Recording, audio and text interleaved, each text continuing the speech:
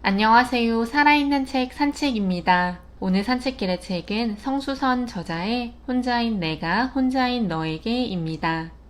2012년에 출간된 책이라 아직도 저자가 혼자인지는 모르겠으나 읽으면서 공유하고 싶은 부분들이 많았습니다. 혼자가 아닌 둘이어도 곱씹어 생각해 볼 수 있는 문장들이 있었는데요. 소설 등의 책을 좋아하는 저자여서 자신의 이야기를 저자가 읽은 책과 엮어 이야기하기도 하고 좋은 구절들을 책을 통해 보여주고 있습니다. 그 중에서 제가 가장 와닿았던 좋았던 이야기는 첫 이야기입니다. 아무것도 하고 싶지 않다면 아무것도 하지 않아도 돼입니다.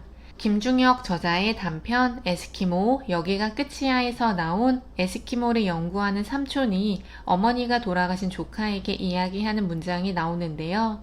아무것도 하지 않아도 된다는, 에스키모인들에게는 훌륭한 이라는 단어가 필요 없다는, 그래서 모든 존재의 목표는 그냥 존재하는 것이지 훌륭하게 존재할 필요는 없다는 것을 말해주고 있는 문장이 있습니다.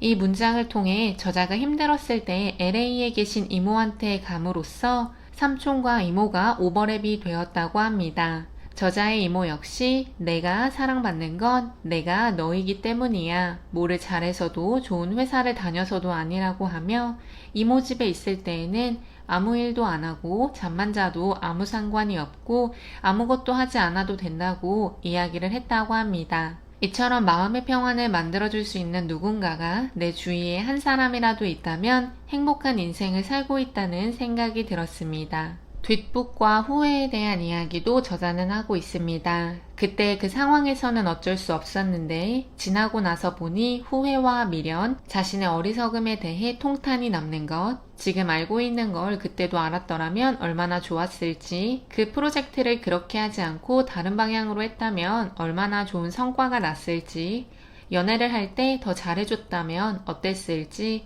방학을 효율적으로 보냈으면 얼마나 좋았을지, 휴지 조각이 되기 전에 주식을 팔았더라면 얼마나 좋았을지 등에 대한 이야기를 우리는 한다고 합니다. 하지만 이런 생각과 질문은 모두 지나고 나서 하는 말들이라고 하는데요. 즉 그 순간에는 보이지 않았고 몰랐고 내가 가는 길만이 내 눈앞에 보였기에 그 길로 걸어갔으니 결과에 너무 연연하는 것은 어쩌면 달라지지 않는 무언가에 목을 매는 것일 수도 있다는 생각이 들었습니다.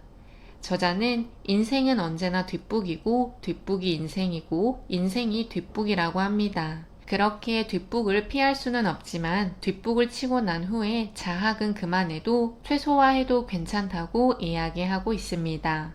어린 왕자 책 내용 중에 여우와 어린 왕자의 대화하는 부분 중 저도 기억하는 대화가 있습니다. 내 장미꽃이 그토록 소중하게 된 것은 내가 내 장미꽃을 위해서 소비한 시간 때문이야. 내가 길들인 것에는 영원히 책임이 있는 거야 라는 대화 내용이었습니다. 내가 길들인 것에 대해 내가 영원히 책임을 져야 한다는 말을 저자는 좋다고만 볼 수는 없다고 합니다. 어떤 관계를 만들기 위해 엄청난 시간과 노력을 들였지만 관계가 만들어지지 않는다면 그 관계를 어거지로 이어나가는 것은 어리석다고 하는데요. 이를 매몰 비용에 대한 집착이라고 저자는 말하고 있습니다.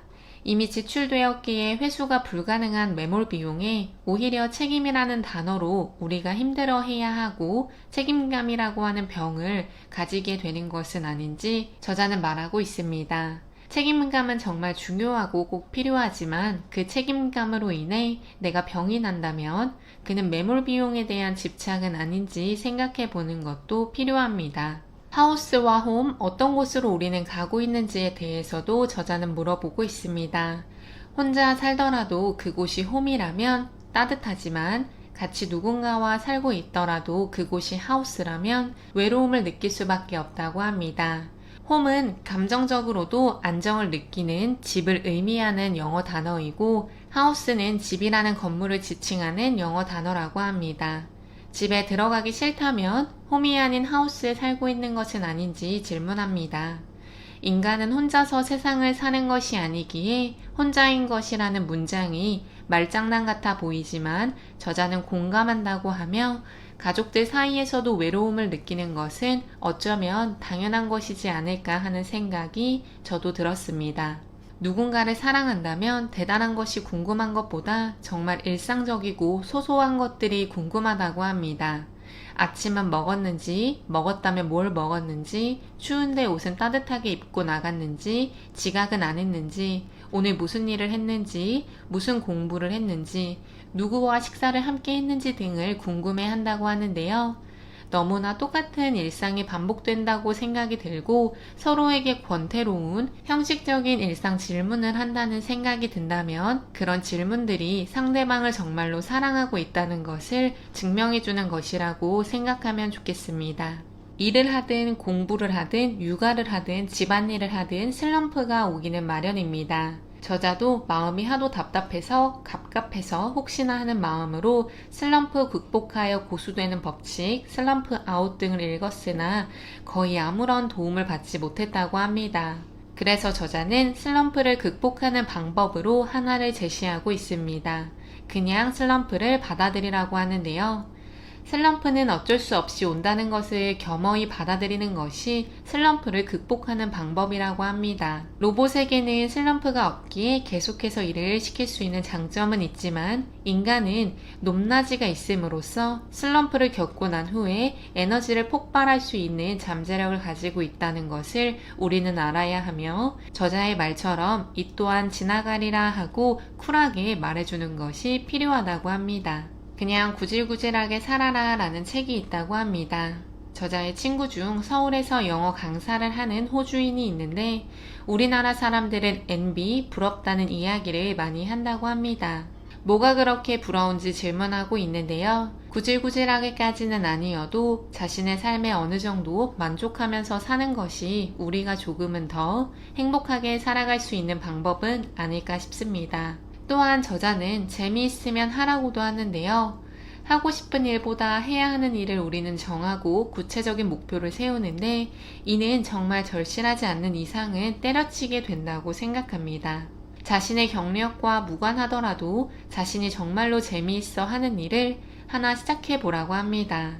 저자는 소설을 쓰는 강의를 들어보기도 했고 누군가는 이탈리아어를 배워보기도 하고 누군가는 스포츠 댄스를 배워보는 등 자신이 하고 싶은 것을 하고 있다고 하는데요. 그거에서 뭐 하려고 그래? 라는 질문에 그냥 재밌어서요 라고 대답할 수 있는 자신감을 가지고 그 무언가를 찾아 지금 당장 시작해 보라고 합니다. 왜곡되고 과장된 기사는 10년 전이나 지금이나 문제라고 생각합니다.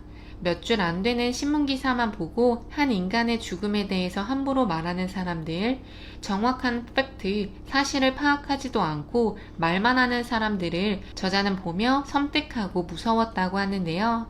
내가 겪은 일이 아니라면 우리는 짐작만 할 수 있다고 합니다. 따라서 우리는 타인에 대해서 타인의 삶과 죽음에 대해서 함부로 판단하지 말고 함부로 말해서도 안 된다고 합니다.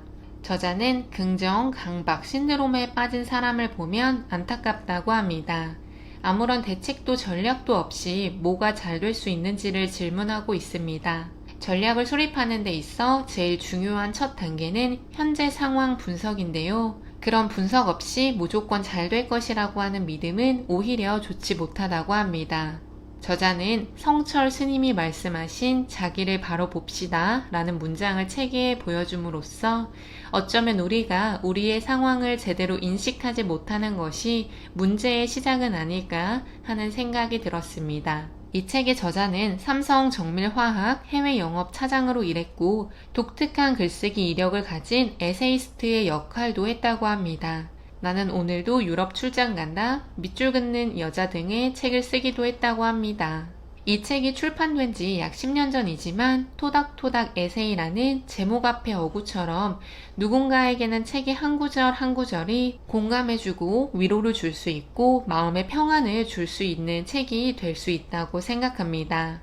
특히 다양한 소설들의 이야기를 볼 수 있는데요. 소설을 좋아하는 분이시라면 더 공감하며 읽을 수 있지 않을까 싶습니다. 에스키모인들처럼 그냥 내가 날아서 있는 그대로의 날아서 행복하고 존재 가치가 있다는 것을 우리는 항상 알아야 합니다.